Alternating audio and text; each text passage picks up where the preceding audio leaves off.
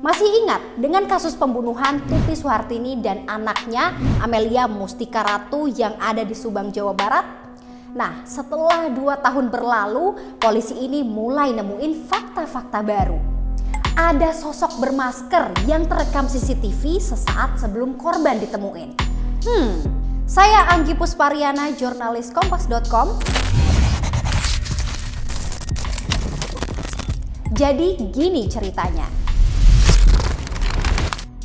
18 Agustus 2021, Tuti Suhartini dan anaknya Amelia Mustika Ratu atau Amel ditemukan meninggal dunia di rumahnya di Jalan Cagak, Subang, Jawa Barat.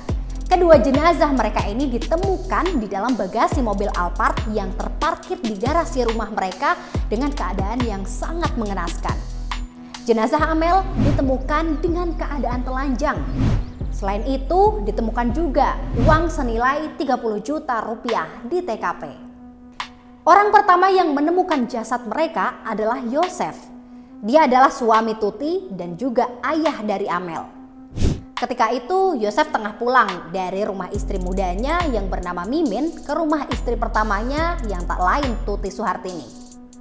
Dari pengakuan Yosef, dia ini mau mengambil peralatan golf. Tapi saat masuk rumah, didapati rumah ini berantakan dan dia nggak bisa nemuin istri dan juga anaknya. Karena panik, Yosef langsung memanggil polisi buat cari istri dan anaknya.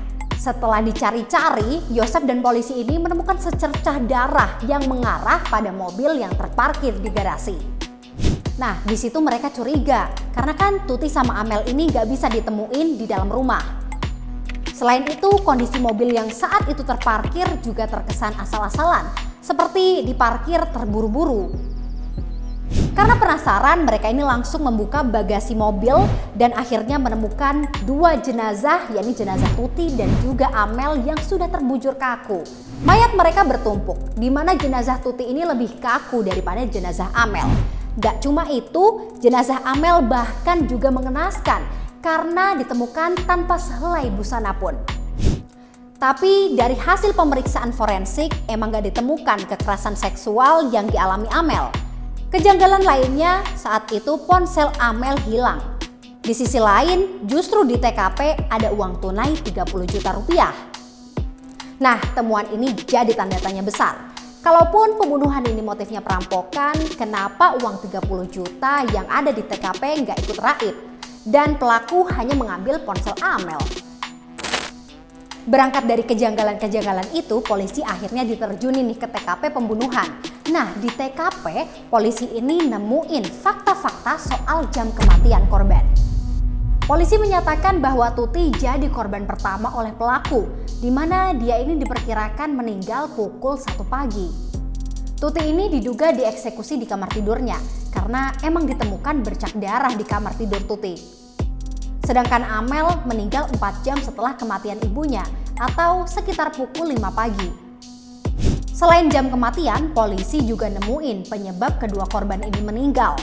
Dari hasil otopsi, penyebab Tuti dan Amel tewas adalah karena serangan benda tumpul terhadap bagian kepala mereka.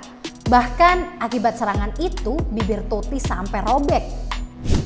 Setelah ditelusuri polisi, diduga benda tumpul yang dipakai sama pelaku ini adalah papan pencuci baju.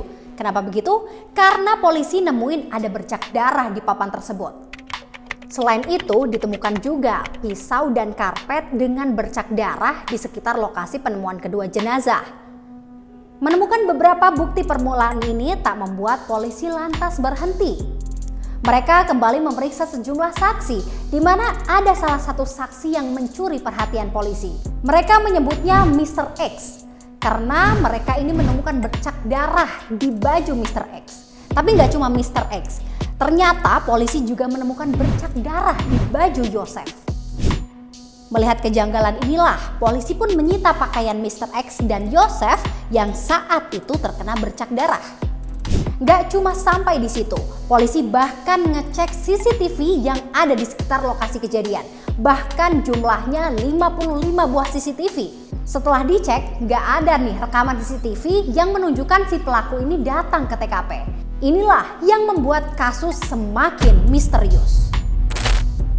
Melihat hasil olah TKP yang masih belum ada kejelasan ini, polisi akhirnya mulai melakukan pemanggilan saksi-saksi. Dimulai dari Ajat, seorang warga yang tinggal di sekitar rumah Tuti dan Amel. Saat dimintai keterangan pada 24 Agustus 2021, Ajat mengaku memang sempat melintas di depan rumah Tuti pada jam 6 pagi atau sebelum penemuan jenazah. Ajat menceritakan dia saat itu mau beli bubur yang lokasinya emang harus ngelewatin rumah Tuti. Di tengah perjalanan, dia melihat seseorang sedang memarkirkan mobil Alphard itu. Tapi saat itu Ajat ini gak ngeh siapa yang ngendarain mobil Alphard itu, karena ya gak mikir macam-macam juga. Saat itu ya si Ajat ini cuek dan langsung jalan aja. Ternyata saat si Ajat ini balik beli bubur, dia ngelihat rumah Tuti udah rame sama warga. Saat itu dia baru tahu kalau di dalam mobil Alphard itu ada 2 jenazah. Selain Ajat, polisi juga manggil Mr. X buat diperiksa pada 18 Agustus 2021. Di sana, Mr. X tentunya ditanya soal misteri bercak darah yang ada di kaosnya. Namun sayangnya, polisi tak membeberkan apa hasil pemeriksaannya itu. Pada keesokan harinya, yakni 19 Agustus 2021, polisi kembali memanggil saksi-saksi. Kali ini adalah Danu, yang diketahui adalah ponakan Tuti. Danu menceritakan bahwa ia sempat menguras bak mandi di rumah korban. Menurut keterangan Danu, kondisi bak mandi berbau anyir karena air ini tercampur dengan darah sehari setelah penemuan jasad Tuti dan Amel. Perintah menguras bak mandi ini diakui Danu datang dari seseorang yang mengunjungi TKP. Awalnya Danu mengira bahwa ia adalah seorang polisi. Namun setelah ditelusuri, sosok yang memerintah Danu adalah seorang banpol alias bantuan polisi. Singkat cerita, setelah udah dilakukan pemeriksaan saksi, olah TKP, dan juga otopsi, polisi akhirnya merilis sketsa wajah terduga pelaku. Terlihat dalam gambar ini. Terduga pelaku berjenis kelamin laki-laki dengan memakai kemeja flanel. Sketsa wajah itu dibuat dari hasil analisis tim Inafis Bareskrim Polri. Di tengah ruwetnya kasus pembunuhan ini, pandangan publik kemudian menyoroti sosok Yosef. Selain perihal bercak darah yang ada di bajunya, publik ini juga bertanya-tanya, kenapa saat Yosef sampai di TKP, dia malah masuk ke dalam rumah dulu, bukannya ngecek mobil. Padahal saat itu Yosef udah ngeh kalau kondisi mobil Alphard ini tidak terparkir seperti biasanya. Mendapat tudingan ini, Yosef yang merasa tak terlibat apapun bahkan melapor ke Presiden Jokowi dan meminta perlindungan serta kepastian hukum terhadap kasus ini. Melihat banyaknya tekanan publik soal kasus pembunuhan ini, polisi akhirnya melakukan tes kebohongan kepada Yosef dan istri mudanya yang tak lain adalah Mimin. Tes kebohongan ini dilaksanakan dalam 2 sesi, yakni pada 17 September 2021 pukul 17 sampai 21 waktu Indonesia Barat, kemudian keesokan harinya atau 18 September 2021 setelah sholat Jumat sampai pukul 15 waktu Indonesia Barat. Dalam tes ini, Yosef dan Mimin dimintai beberapa pertanyaan, yang diantaranya adalah apakah mereka melakukan pembunuhan itu atau mereka menyuruh melakukan pembunuhan terhadap 2 korban itu. Namun lagi-lagi keduanya membantah pernyataan itu. Lantas gimana hasil lie detector? Ya, sayangnya hasil lie detector tak diungkapkan oleh pihak polisi.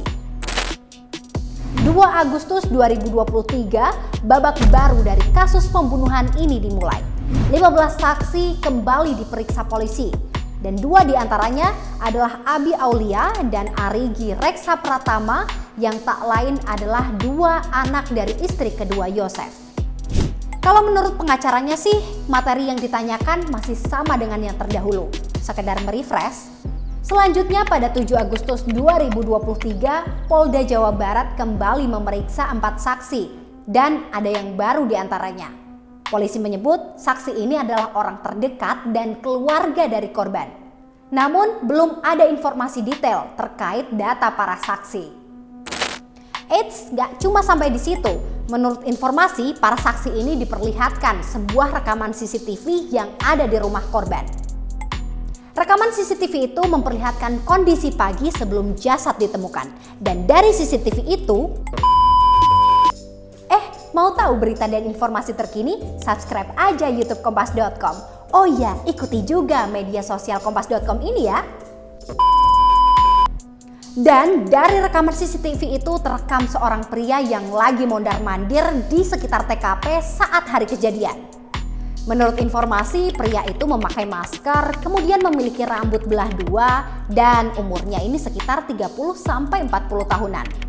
Tapi sayangnya sampai sekarang polisi belum tahu siapa pria yang mondar-mandir di halaman rumah Bu Tuti. 5 kali olah TKP sudah dilakukan, 2 kali otopsi juga sudah dilaksanakan. Bahkan polisi sudah memanggil ratusan saksi dan menghimpun 216 alat bukti. Namun hingga kini hasilnya masih nihil. Menurut Ketua Harian Kompolnas, Inspektur Jenderal Purnawirawan Benny Mamoto, ada sejumlah alasan kenapa kasus ini tak kunjung terungkap.